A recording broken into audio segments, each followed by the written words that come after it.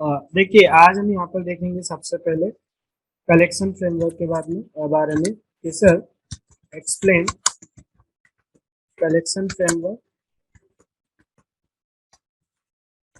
तो collection framework की अगर हम बात करें तो जब भी आप प्रोजेक्ट लेवल पे वर्क करते हैं तो कलेक्शन फ्रेमवर्क आपका बहुत इम्पोर्टेंट टॉपिक होता है। ठीक, जैसे आगे इन फ्यूचर हम फ्रेमवर्क पढ़ेंगे तो फ्रेमवर्क में हाइबरनेट आप जब करते हुए आप स्प्रिंग बूट या स्प्रिंग कोर वाला कॉन्सेप्ट देखेंगे तो वहाँ पर कलेक्शन फ्रेमवर्क आपका बहुत इंपॉर्टेंट रोल प्ले करता है। जैसे रिसेंटली हमने एक प्रोजेक्ट क्रिएट किया था, उस प्रोजेक्ट में भी मैंने एरे लिस्ट करके एक रिटर्न टाइप यूज की थी, एरे लिस्ट और बीन का ऑब्जेक्ट जनरिक डेटा टाइप में। तो प्रोजेक्ट में आपका कहीं ना कहीं कलेक्शन फ्रेमवर्क यूज होता ही है। दूसरा ये है कि सर वाई कलेक्शन, अभी तक हमने बिना कलेक्शन के भी इतने प्रोग्राम बनाए, तो कलेक्शन का मेन एडवांटेज क्या होता है ये अपन यहाँ पर देखने वाले हैं। सो अगर हम बात करें एन एरे, जैसे एरे का कॉन्सेप्ट आपने पढ़ा होगा, एरे का मतलब होता है फिक्स्ड इन साइज और data elements are homogeneous type. मतलब एरे में आप मल्टीपल वैल्यू तो स्टोर कर पाते हैं बट वैल्यू सेम टाइप की होना चाहिए। दूसरा, जो साइज आपने दी है उतना ही डेटा आप उसमें स्टोर कर सकते हैं, राइट। अब साइज से अगर आप कम डेटा स्टोर करोगे तो मेमोरी क्या होती है, वेस्ट होती है। साइज से ज्यादा डेटा हम स्टोर नहीं कर सकते। So to overcome such type of problem then we should go for collection framework in Java. या आप ऐसा भी बोल सकते हैं कि जावा में जो एरे का कॉन्सेप्ट होता है उसमें प्री डिफाइंड मेथड्स नहीं होती है, बट कलेक्शन फ्रेमवर्क में आपको काफी कुछ मेथड्स मिलेंगी, राइट। तो हम देखेंगे an array is an indexed collection of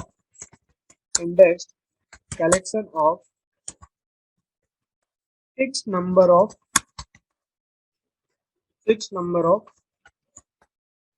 homogeneous data elements। और क्या आप ऐसा भी बोल सकते हैं एन एरे रिप्रेजेंट, ऐसा कर लीजिएगा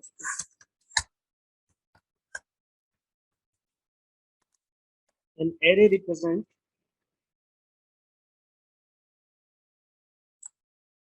an array represents a group of elements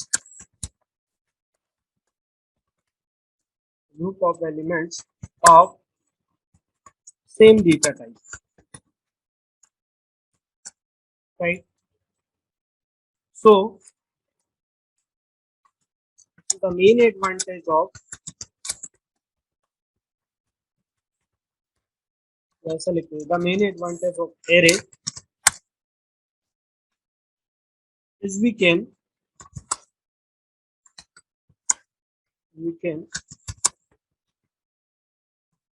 represent huge number of elements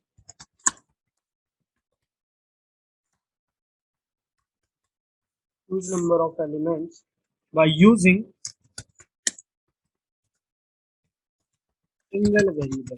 आप एरे का यूज करके एक वेरिएबल में मल्टीपल वैल्यू स्टोर कर सकते हो बट वो वैल्यू सेम टाइप की होना चाहिए। सो दैट अगर आप किसी एरे में एक ही टाइप की वैल्यू स्टोर करते हो तो उसका फायदा क्या होगा कि रीडेबिलिटी। आपको पता है कि इसमें इंटीजर टाइप का ही डेटा होगा तो आप इजिली क्या कर पाएंगे, उसको रीड कर पाएंगे। बट अगर उसमें कुछ डेटा इंटीजर टाइप का है, कुछ स्ट्रिंग टाइप का है, कुछ फ्लोट टाइप का है, फिर कुछ कैरेक्टर टाइप का, तो रीड करते वक्त आपको काफी कुछ एफर्ट लगाने पड़ते हैं। भाई सेम टाइप में तो कोई दिक्कत ही नहीं, आपको एक ही टाइप की वैल्यू मिल रहा है, लेकिन अगर डिफरेंट डिफरेंट टाइप की वैल्यू तो वहां पर थोड़ा सा ये आपका प्रॉब्लम क्रिएट होता है। So that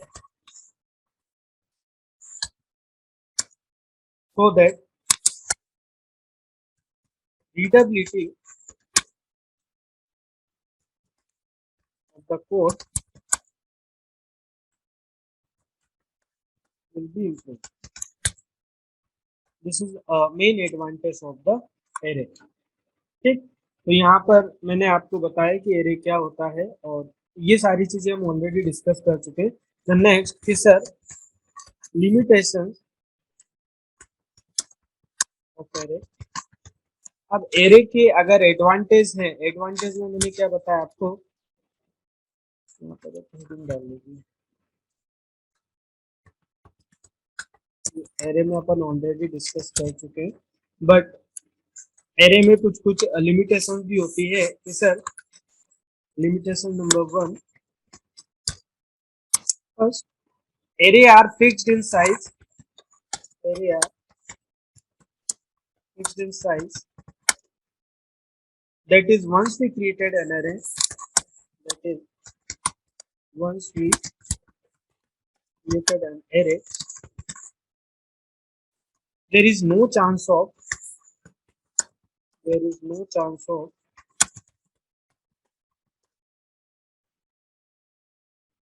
increasing or decreasing the size based on our requirement. मान लीजिए मैंने एक एरे डिक्लेयर किया, अभी मुझे 5 वैल्यूज में स्टोर करना है, तो आप एरे की साइज क्या दे दोगे, 5। बट आप बाद में अगर आपको लगता है कि मुझे उसमें 100 नंबर स्टोर करना है, तो आप वो एरे में नहीं कर सकते, क्योंकि जावा में जो एरे होते हैं फिक्स्ड इन साइज होता है। एक बार आपने एरे डिक्लेयर कर दिया तो रन टाइम पे आप उसे चेंज नहीं कर सकते। सो हैंस अगर आप एरे यूज करते हैं, हैंस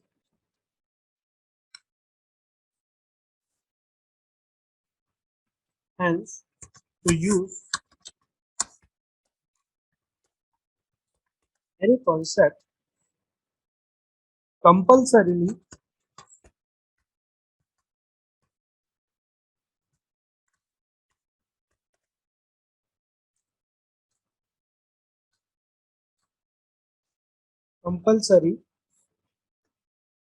we should know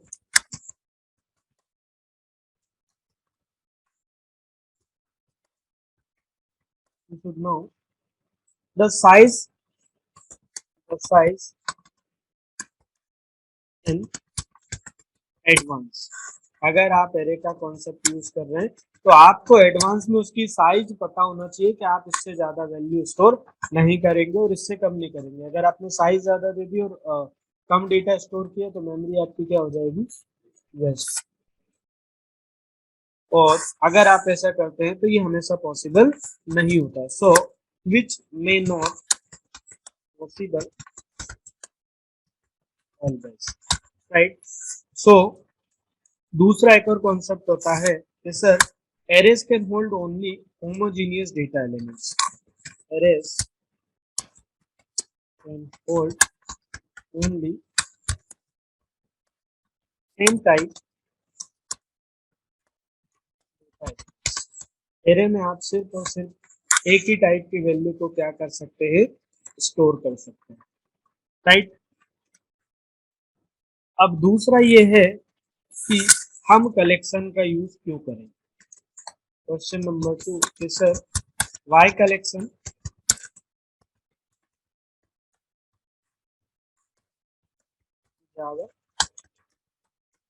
तो array concept is not implemented based on some data structure, hence ready-made method support we cannot expert। तो जैसे आपको एरे में सॉर्ट करना है तो आपको सॉर्टिंग का लॉजिक खुद से लिखना पड़ता है, आपको रिवर्स करना तो रिवर्स करने के लिए भी आपको अपने से उसको इम्प्लीमेंट करना पड़ता है। तो आप ऐसा लिख लीजिएगा कि sir array concept not implemented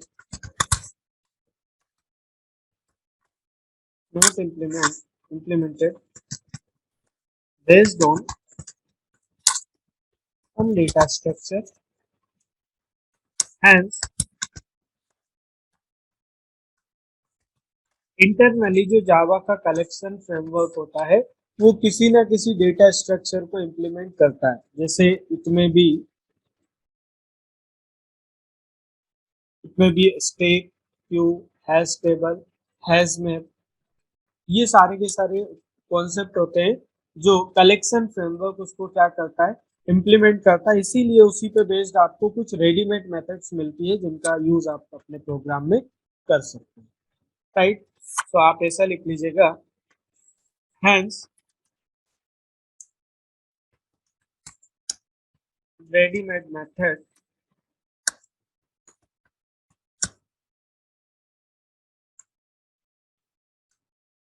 hence ready-made methods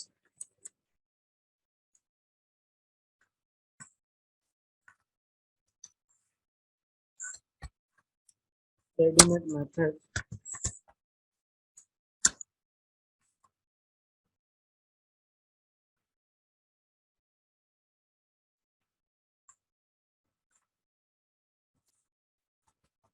support, मतलब एरे के कंपैरिजन में जो कलेक्शन फ्रेमवर्क होता है वो किसी ना किसी डेटा स्ट्रक्चर को इम्प्लीमेंट करता है, इसलिए उसमें रेडीमेड मेथड्स आपको दी जाती है। तो आप ऐसा भी लिख सकते हैं कि sir for every requirement for every, या ऐसा लिख लीजिए इन array for every requirement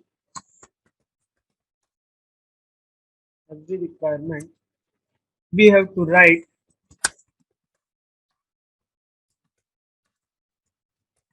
the code explicitly. So to overcome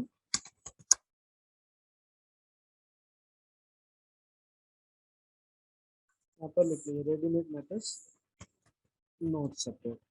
So to overcome such type of problem,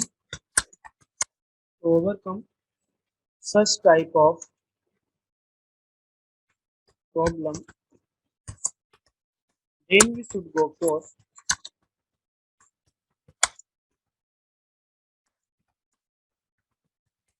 collection framework in Java. Right? तो कुछ पॉइंट बना के लिखते हैं।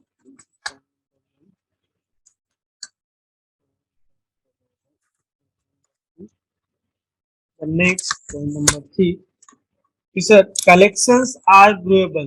कलेक्शन जो है वो एरे की तरह होता है, बट कलेक्शन में जो है वो फिक्स नहीं होता। अगर आपके पास डेटा ज्यादा आएगा तो ऑटोमेटिकली उसकी साइज क्या हो जाएगी, इंक्रीज हो जाएगी। डेटा कम आएगा तो ऑटोमेटिकली उसकी साइज क्या हो जाएगी, डिक्रीज। मतलब कलेक्शन जो है फ्लेक्सिबल होता है, मतलब यहाँ पर आप उसे रन टाइम पे इंक्रीज भी कर सकते हैं और डिक्रीज भी कर सकते हैं। दूसरा एडवांटेज है कि आप इसमें डिफरेंट डिफरेंट टाइप की, मतलब हीट्रोजीनियस टाइप का डेटा भी आप इसमें स्टोर कर सकते हैं। और जो कलेक्शन फ्रेमवर्क है वो कहीं ना कहीं इंटरनली किसी न किसी डेटा स्ट्रक्चर को क्या करता है, इंप्लीमेंट करता है। तो आपको काफी कुछ रेडीमेड मेथड भी यहाँ पर मिल जाएगी, राइट। तो हाँ हाँ, मतलब एरे में जो ड्रॉबैक था उसको कलेक्शन फ्रेमवर्क में सॉर्ट आउट किया गया, दैट्स इट। ठीक, तो collections are growable in nature। हाँ, नहीं, जावा में एरे भी डायनेमिक ही होते हैं। डायनेमिक मतलब मेमोरी उसको रन टाइम पे एलोकेट होती है। तो यहाँ पर आप ऐसा लिख लीजिएगा,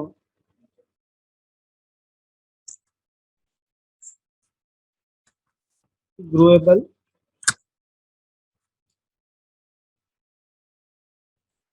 इन नेचर। ग्रोएबल का मतलब क्या होता है, that is based on our requirement,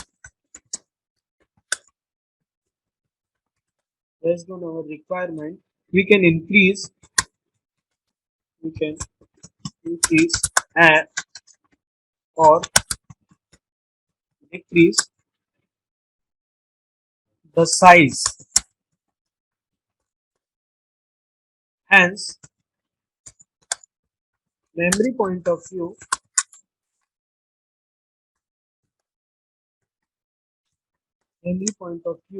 collection concept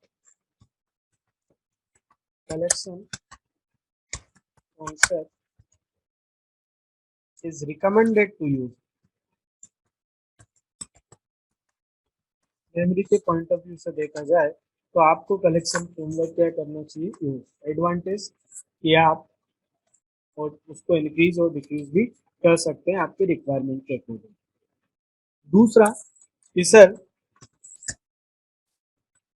collection can hold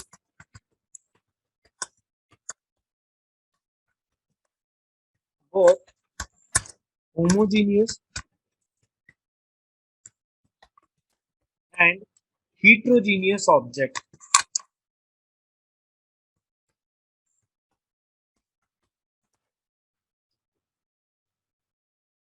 heterogeneous object, जबकि एरे में क्या था कि आप सिर्फ और सिर्फ सेम टाइप की वैल्यू ही क्या कर सकते थे, स्टोर कर सकते थे। क्लियर। देन लास्ट पॉइंट कि sir every collection class, every, यहाँ पर कुछ प्री डिफाइंड हम इंटरफेस भी देखेंगे प्री डिफाइंड, और उन इंटरफेस को कोई प्री डिफाइंड क्लास ही क्या करती है, इंप्लीमेंट करती है। तो इंटरफेस का कॉन्सेप्ट ऑलरेडी हम उसमें पढ़ चुके हैं। So every collection class implemented based on some standard data structure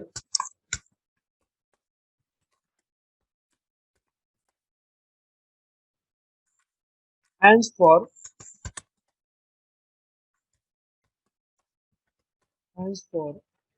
every requirement,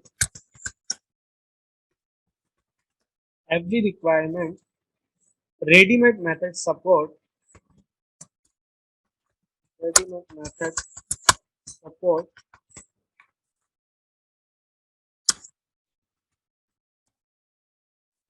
is available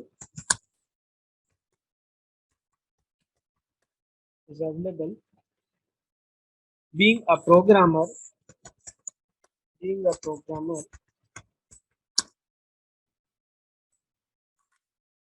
we can use this method। जब आप प्रोजेक्ट लेवल पे वर्क करते हैं तो आप अपने खुद का लॉजिक नहीं लिखते, उस क्लास का ऑब्जेक्ट बनाए और उसके मेथड को आप क्या कर लेंगे, यूज कर लेंगे। We can use this these methods directly without writing code। ठीक, आप ऑब्जेक्ट बनाए, आपने जो भी टास्क आप परफॉर्म करने वाले हो उस मेथड को आप क्या कर सकते हैं, कॉल कर सकते हैं, या without writing the functionality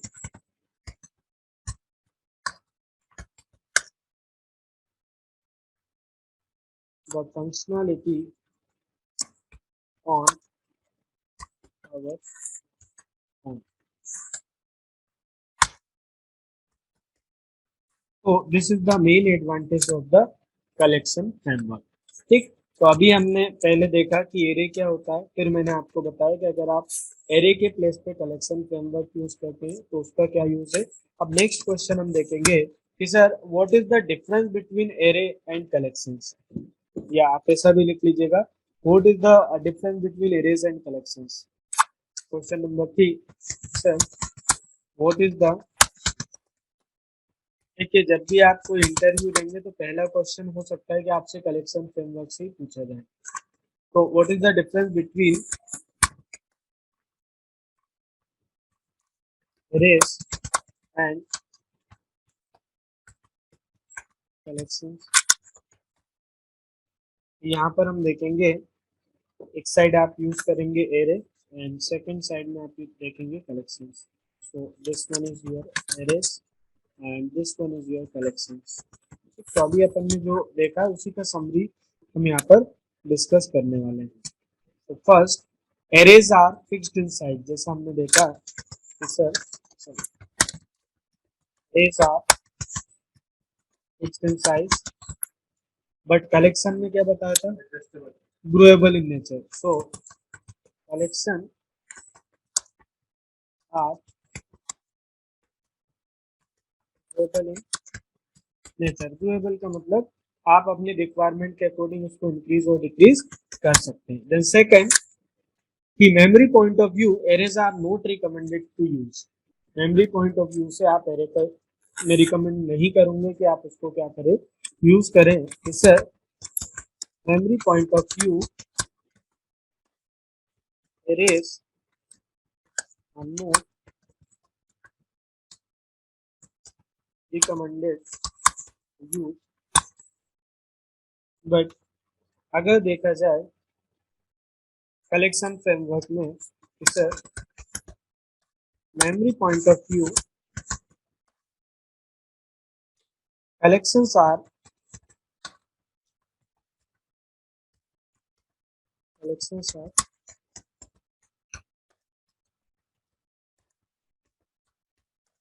highly recommended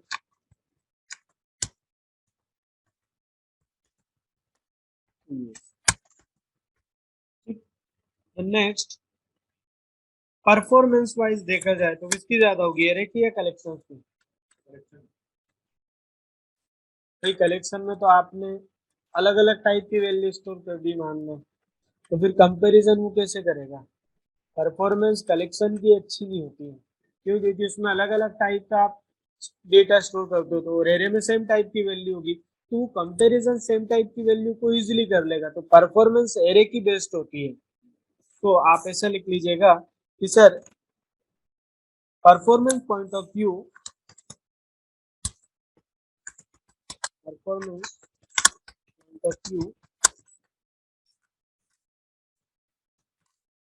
arrays are recommended to use। But वही काम अगर मैं बात करूं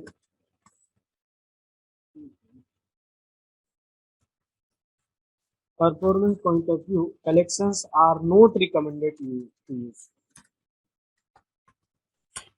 collections are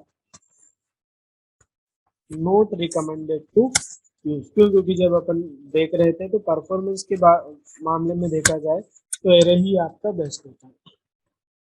ठीक। दूसरा कि sir arrays can hold only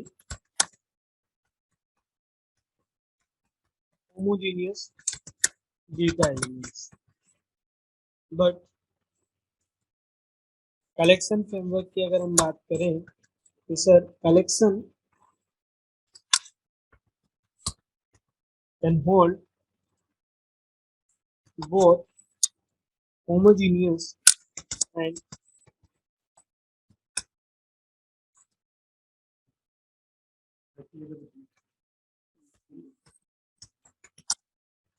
heterogeneous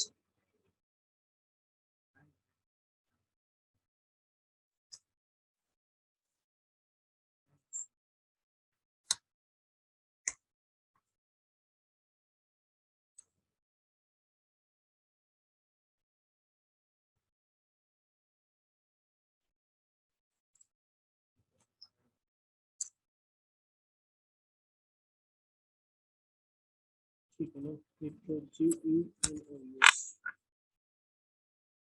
सही है। तो आप कलेक्शंस में जो है अलग अलग टाइप की वैल्यू भी स्टोर कर सकते हैं, जबकि एरे में सेम टाइप की वैल्यू क्या होती है, स्टोर होती है। दूसरा सर अगर हम एरे की बात करें, एरे किसी भी डेटा स्ट्रक्चर को इंटरनली फॉलो नहीं करता है, इसलिए इसमें आपको रेडीमेड मेथड्स नहीं मिलती है। So there is no underlying data structure for arrays, underlying data structure for array, and hence there are there is no ordinary method,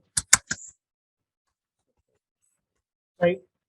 then same अगर हम इसकी बात करें, every collection class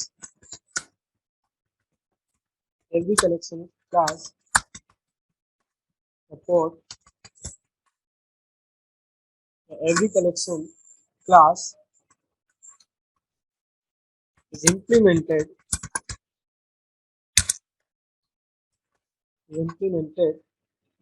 based on some data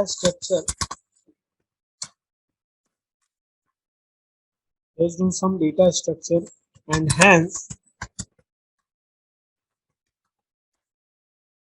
ready-made method support is available.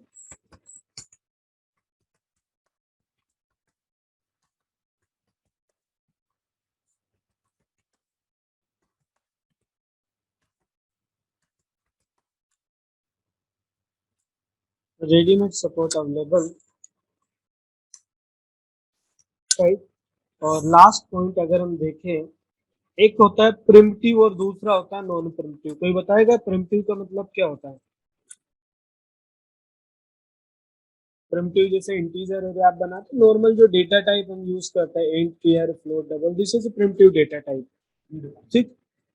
हाँ हाँ, जो pre defined data type, एक class होती है इंटीजर, इंट के लिए इंटीजर, वो रेपर क्लास होती है, वो प्रिमिटिव आप उसको नहीं बोलते, उसको आप ऑब्जेक्ट बोलते हैं, ठीक। तो जो एरे का कॉन्सेप्ट है वो दोनों के लिए होता है, प्रिमिटिव और ऑब्जेक्ट। सो लास्ट लिखेंगे कि sir arrays can hold both primitive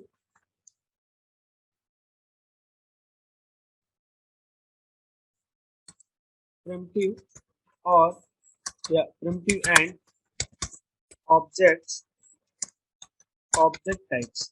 but जो कलेक्शन फ्रेमवर्क आप पढ़ रहे हैं वो प्रिमिटिव टाइप को सपोर्ट नहीं करता। अगर आपको इंटीजर टाइप की वैल्यू यूज करना है तो उसके करस्पॉन्डिंग रेपर क्लास इंटीजर आपको यूज करना पड़ेगा। तो एक लास्ट पॉइंट लिख लीजिएगा कि sir collections can hold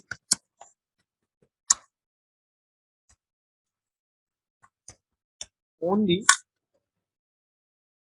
object but not okay. So this is the main difference of arrays and collection framework, ठीक। क्यों? क्योंकि अगर आप इंटरव्यू देते हैं तो इससे रिलेटेड काफी कुछ क्वेश्चंस आपसे पूछे जाते हैं। किसी को कोई डाउट है इसमें?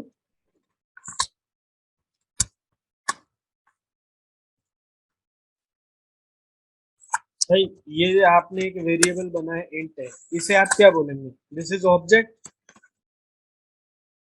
से ऑब्जेक्ट बोलते हैं क्या आप? This one is primitive type. और अगर मैं यहाँ पर ऐसा लिखता हूं कि sir integer x, so this one is object type. हाँ, इसके करस्पॉन्डिंग आप रेपर क्लास यूज करते हैं। तो जो कलेक्शन फ्रेमवर्क है वो इसको सपोर्ट करता है, इसको सपोर्ट नहीं करता है। जैसे हमने एरे लिस्ट लिखा था, एरे लिस्ट में मैं ऐसा लिख सकता हूँ इंटीजर, बट मैं अगर ऐसा लिखूंगा this one is valid, but अगर मैं ऐसा लिख दूंगा कि sir array list int, it will showing in syntax error। समझना है? तो ये मेन चीज होती है। क्यों? क्योंकि आप ऐसा लिख रहे हैं array list is a collection, आगे अपन डिस्कस करने वाले हैं। So this is primitive type, और प्रिमिटिव टाइप जो है वो कलेक्शन सपोर्ट नहीं करता है because int is 20 type. Okay, तो अब हम आते हैं फाइनली क्वेश्चन नंबर 6 कि sir what is the collection framework. अभी हमने डिफरेंस देखा, हम एक्चुअल कलेक्शन यहाँ पर स्टार्ट करने वाले हैं। सो कलेक्शन फ्रेमवर्क की अगर हम बात करें कब यूज करते हैं, जैसे एरे में भी क्या होता है, एक ही वेरिएबल में आप अलग अलग टाइप की वैल्यू स्टोर कर सकते हैं। कलेक्शन में दो होता है, एक इंडिविजुअल ऑब्जेक्ट और दूसरा की वैल्यू का पेयर।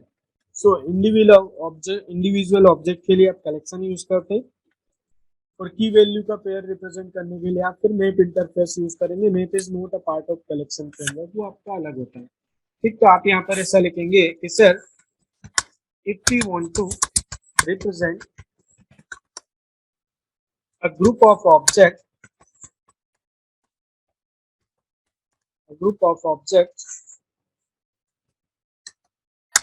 as single entity,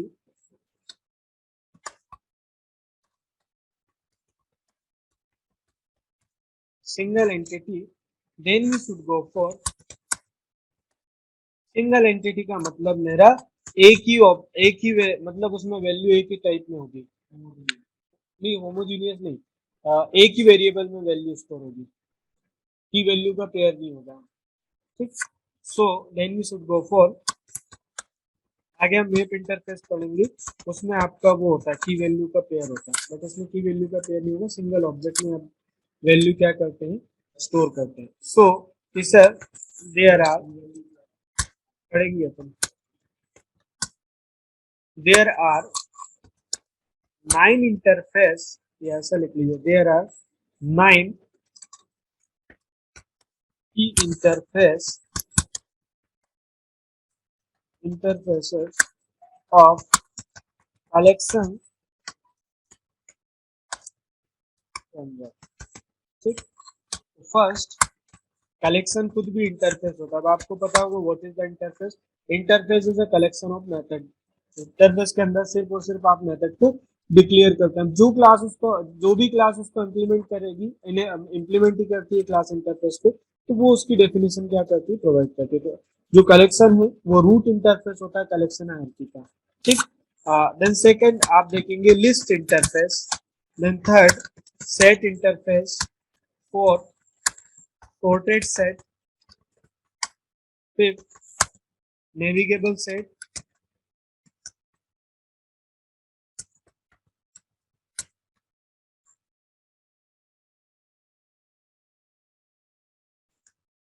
ये इंटरफेस है और इंटरफेस का नाम भी आपको प्रॉपर केस में ही मिलेगा।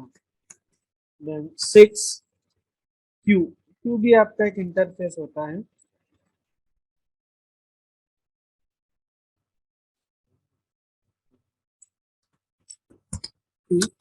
Seven map, eight sorted map. तो ये सारी चीजें हम कलेक्शन फ्रेमवर्क में पढ़ने वाले हैं। और लास्ट में आता है 9। तो यहाँ पर जहां पर भी मैं मैप लगा रहा हूँ, मैप का मतलब वैल्यू सिंगल एंटिटी में स्टोर नहीं होगी, वो की वैल्यू के पेयर में क्या होते हैं, स्टोर। तो इसमें हम ये जो 3 इंटरफेस मैंने लास्ट में बताया, उसमें आप देखेंगे की वैल्यू का पेयर। तो ये 9 इंटरफेस होते हैं कलेक्शन फ्रेमवर्क के। तो आप ऐसा भी लिख सकते हैं कि sir if you want to represent, अब इसकी बहुत सारी क्लासेस भी होंगी, जैसे कलेक्शन तो रूट हो गया, मतलब कलेक्शन की जो मेथड्स होंगी वो सबके लिए कॉमन होगी, वो लिस्ट इंटरफेस, सेट इंटरफेस, जो भी है। बट लिस्ट इंटरफेस वो भी इंटरफेस है, तो उसके अंदर भी कुछ मेथड्स होंगी। तो लिस्ट इंटरफेस को कुछ क्लासेस क्या करती होंगी, इंप्लीमेंट। अगर वो लिस्ट को इंप्लीमेंट करती है तो इंटरनली वो कलेक्शन को भी क्या करेगी, इंप्लीमेंट। मतलब कलेक्शंस के मेथड भी आप वहां पर यूज कर सकते हो। So if you want to represent a group of individual objects as a single entity,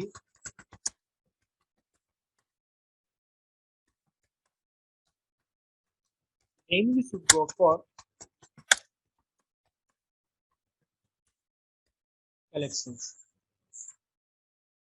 या आप ऐसा भी बोल सकते हैं कि sir in general we can consider, in general we can consider collection as root interface. जैसे जावा में रूट क्लास कौन सी होती है, ऑब्जेक्ट क्लास। भाई बेस क्लास आपकी हर एक क्लास की ऑब्जेक्ट क्लास होती है, वैसे ही कलेक्शन फ्रेमवर्क में रूट इंटरफेस होता है। Collection is a root interface of entire collection framework.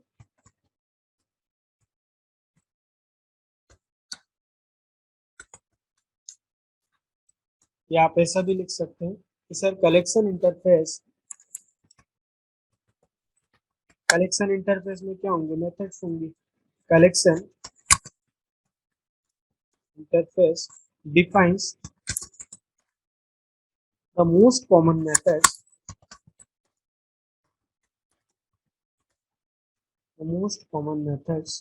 which can be applicable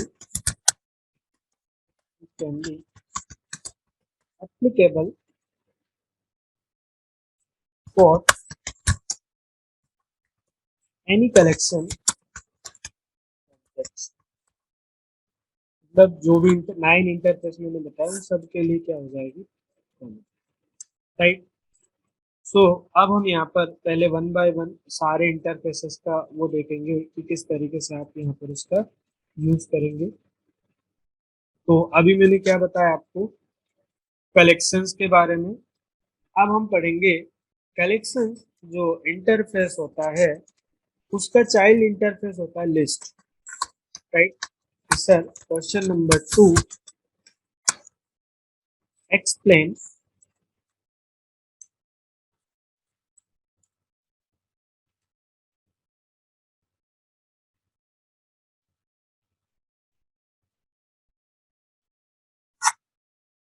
आप ऐसा डायग्राम बना लो यहाँ पर.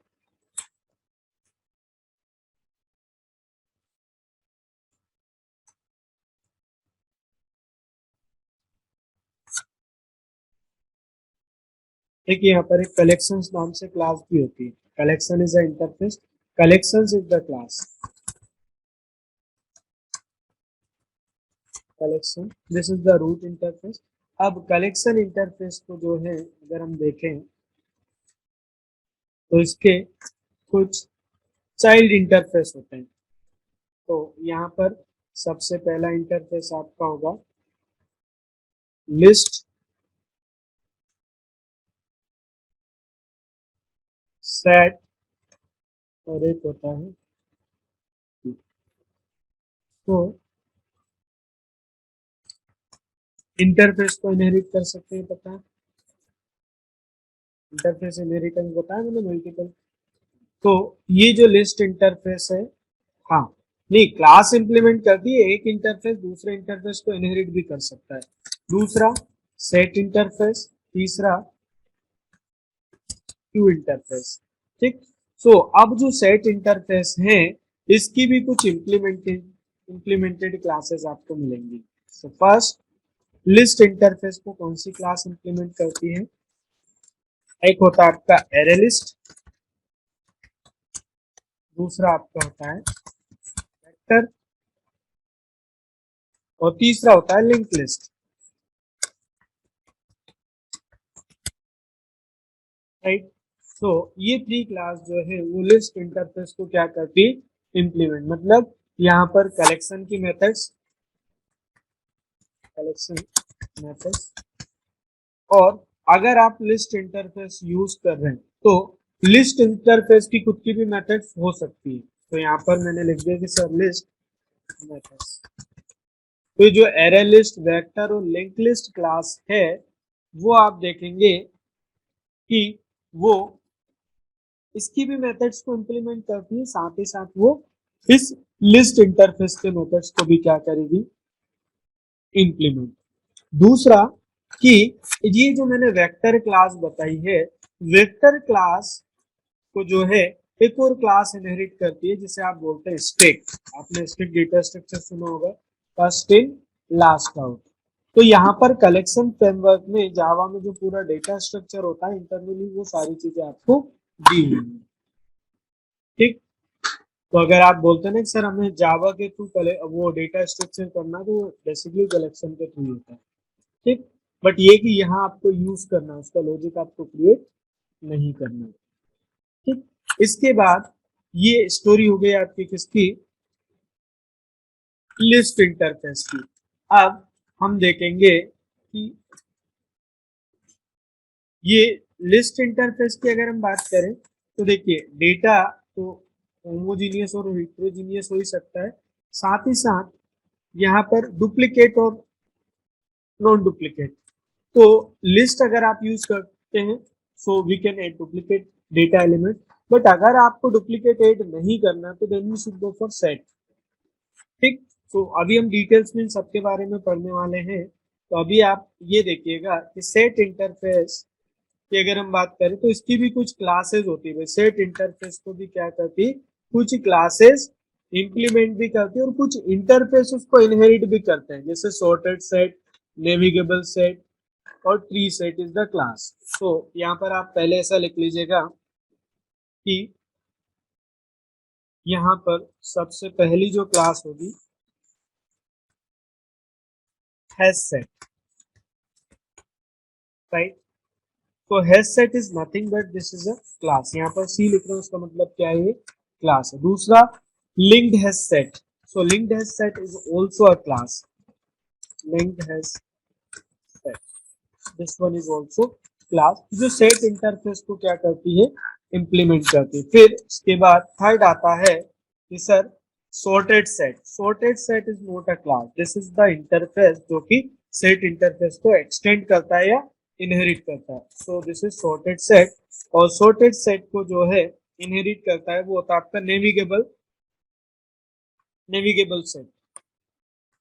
तो यहाँ पर मैं ऐसा लिख दे रहा हूँ कि sir this is the interface और इसका चाइल्ड इंटरफेस होता है navigable set, this one is also interface, और इन दोनों को इंप्लीमेंट करती है वो होती है एक क्लास आपकी, दिस इज प्री सेट। तो pre set is the class. तो ये सारी स्टोरी हुई आपकी किसकी, सेट, राइट। तो ये सारी चीजें हम अभी डिटेल में डिस्कस करने वाले हैं। ओके, सो क्यू में भी एक होता है प्योरिटी क्यू और एक ब्लॉकिंग क्यू का कॉन्सेप्ट होता है।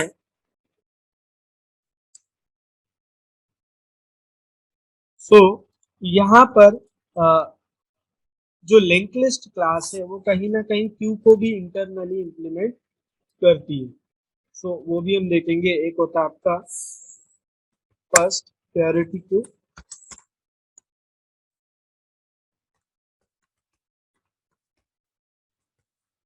दूसरा होता है, ये दोनों क्लासेस है ना, प्रायोरिटी क्यू द क्लास, और यहाँ पर ऐसा लिख लीजिएगा प्रायोरिटी क्यू द क्लास, और दूसरा जो है एक होता है ब्लॉकिंग क्यू, ये इंटरफेस होता है blocking Q, this one is the interface, और इस इंटरफेस को कुछ क्लासेस इंप्लीमेंट करती है, priority blocking and link blocking. ठीक, तो ये कुछ क्लासेस है। This is the all about the collection framework.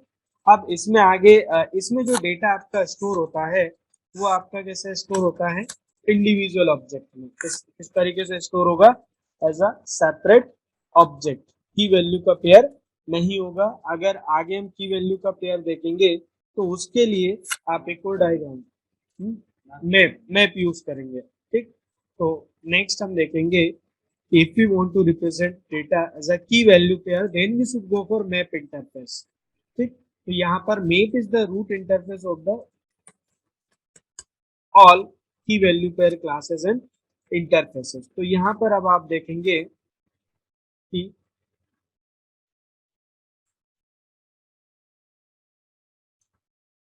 जैसे अभी हमने देखा उसमें इसमें भी वो सारी चीजें आपको मिलेंगी।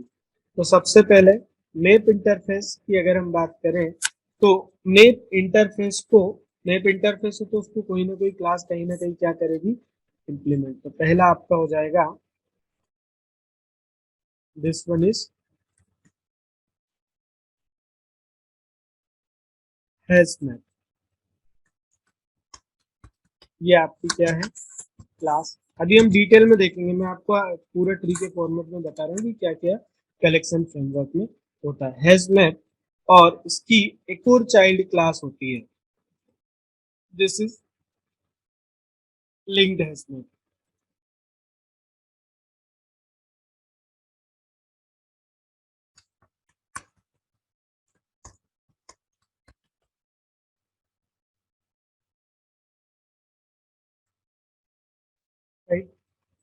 और इसके बाद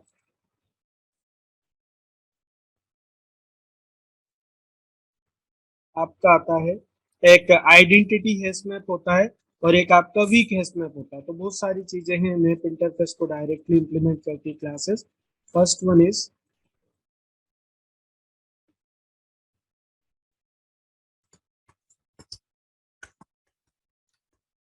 देखिए, अगर आप हायर पैकेज के लिए अप्लाई करेंगे तो ये सारी चीजें आपसे बिल्कुल जावा में इंटरव्यू में सबसे ज्यादा कलेक्शन फ्रेमवर्क ही आपसे पूछा जाएगा। तो उसके बारे में आपको सारी चीजें अच्छे से क्लियर होना चाहिए। तो पहला मैंने बताया identity hash map, this one is the class. और आइडेंटिटी हैश मैप के साथ साथ एक और क्लास होती है जिसे हम बोलते हैं वीक हैश मैप।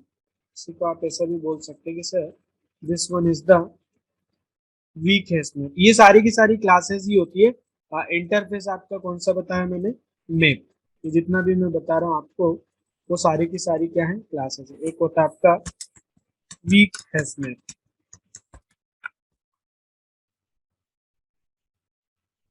तो आइडेंटिटी हैश मैप और वीक हैश मैप भी किसको इनहेरिट करता है, मतलब तो जिसको इंप्लीमेंट करेगा, मैप को। अब दूसरा ये है कि जैसे एक सॉर्टेड सेट होता है वैसे ही एक सॉर्टेड मैप भी होता है।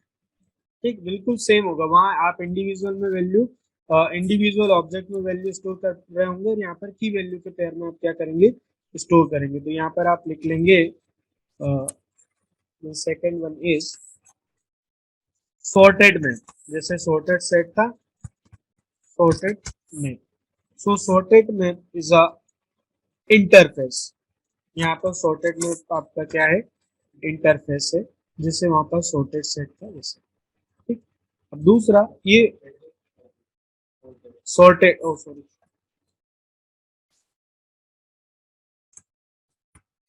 sorted mail, right? This one is your interface. अब इस इंटरफेस को भी इनहेरिट करता है जो 9 की इंटरफेस मैंने आपको बताया था, नेविगेबल मैप। जैसे नेविगेबल सेट आपने देखा था वैसे यहाँ पर एक नेविगेबल मैप भी होता है। This one is also interface, right. अब इन दोनों को इंप्लीमेंट करती है वो क्लास होती है ट्री मैप। जैसे वहां ट्री सेट था, यहाँ पर आपका क्या आ जाएगा, tree map. So here tree map is the class। तो चाहे तो यहाँ पर आप ऐसा लिख लीजिएगा,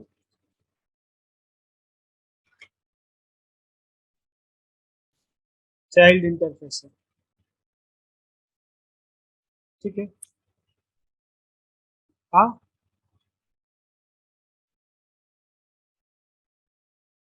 इन दोनों को ट्री मैप, हाँ ट्री मैप इंप्लीमेंट करता है, बिल्कुल सही है। ठीक। अब लास्ट में आता है आपका एक डिक्शनरी क्लास होती है। कौन सी क्लास होती है, this is the dictionary class. So if you want to represent a key value pair then we should go for, क्योंकि मैप इंटरफेस तो आप की वैल्यू पेयर के लिए यूज करते हैं। सो यहाँ पर आपकी एक डिक्शनरी क्लास होती है।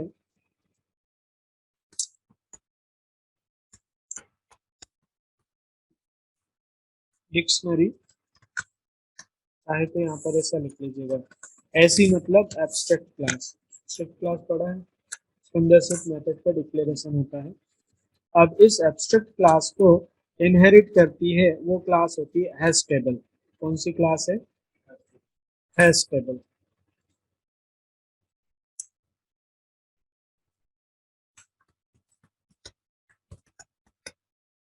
राइट। और हैश टेबल की भी चाइल्ड क्लास होती है प्रॉपर्टीज नाम से। तो this is also one class, this is properties. ये प्रॉपर्टीज फाइल बहुत काम की चीज है ना, जब आप प्रोजेक्ट लेवल पे वर्क करते हैं तो यूजर नेम पासवर्ड जो उस प्रोजेक्ट की सारी एप्लीकेशन की वैल्यू के पेयर में हम प्रॉपर्टीज फाइल में ही जनरली क्या करते हैं, स्टोर करते हैं। तो this is the all classes and interfaces of the, ये तो मैंने आपको बताया है ये सारी चीजें। इसके अलावा कुछ और भी चीजें होती हैं जिसे आप बोलते हैं कर्सर ऑफ जावा।